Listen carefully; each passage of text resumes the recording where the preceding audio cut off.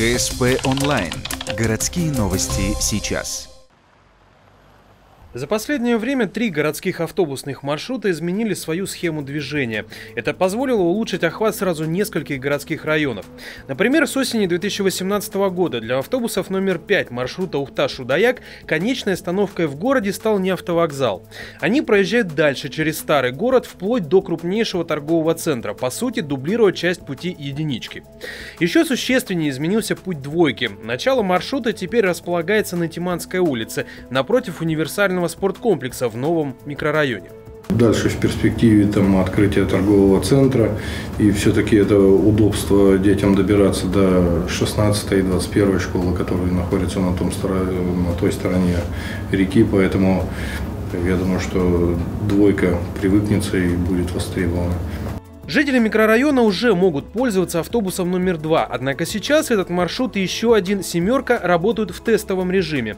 Так, автобусы с литерой 7 заезжали в рабочий поселок. Практика показала, что это неудачное решение, спрос на поездки упал.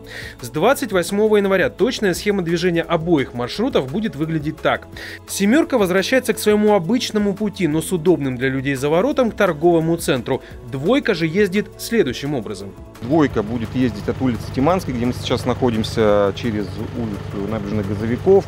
В дальнейшем планируется еще остановочный комплекс у нового строящегося магазина, то есть он появится летом. Сейчас остановка напротив здания «Газпрома». И дальше он уходит на свой старый маршрут. То есть как «Двойка» ездила по улице Ленина, 30 лет октября, через ярмарку и поехала на ЖД вокзал. Да, единственное, в обратном направлении теперь добавилось, что с ЖД вокзала она будет заезжать в рабочий поселок. В будние дни на маршруте номер 2 будут работать 12 машин, в выходные 10. Интервал между автобусами до 6 минут. Точное расписание и обновленную схему движения всех маршрутов можно увидеть на сайте Ухтинского АТП в соответствующих вкладках. Однако, если посмотреть на карту города, то можно найти улицы, где не ходит ни один автобус. Например, Загородная, Юбилейная, Советская, Чебьюская или Дзержинского. Причины резона объясняет начальник управления ЖКХ. Опять смотреть по Дзержинского одностороннее движение, карманов нет, и идти в нарушение требований, это нереально. Если смотреть параллельно по Ленина проходят не такие у нас огромные расстояния. По Ленина транспорт идет, по Космонавтов идет, по Плеснина идет, то есть все в шаговой доступности буквально. С Юбилейной, наверное, та же самая ситуация, потому что для того, чтобы запустить маршрут, для начала необходимо это обустроить. А когда уже плотная застройка, это вызывает определенные проблемы. В начале 2019 года Ухтинское АТП представило еще одну новинку. Семьям поселка Дежнево вручили школьную карту. По ней ребенок может ездить на маршрутах 6 и 68 в город, потому что в поселке школы нет. Карта заменила бумажные проездные, вызывавшие массу нареканий со всех сторон. В месяц по карте можно совершить 50 поездок бесплатно. Пополнять баланс нельзя, сверх лимита ездишь за свои.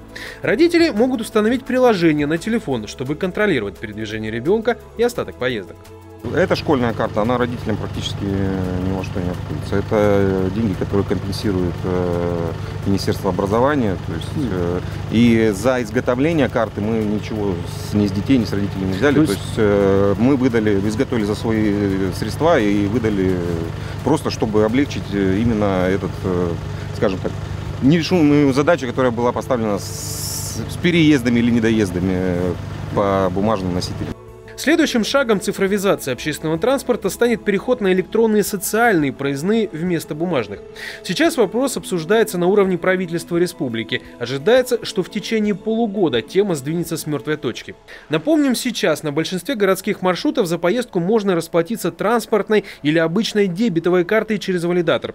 Через несколько недель такая возможность появится и у пассажиров 104-го по маршруту Ухта-Водный.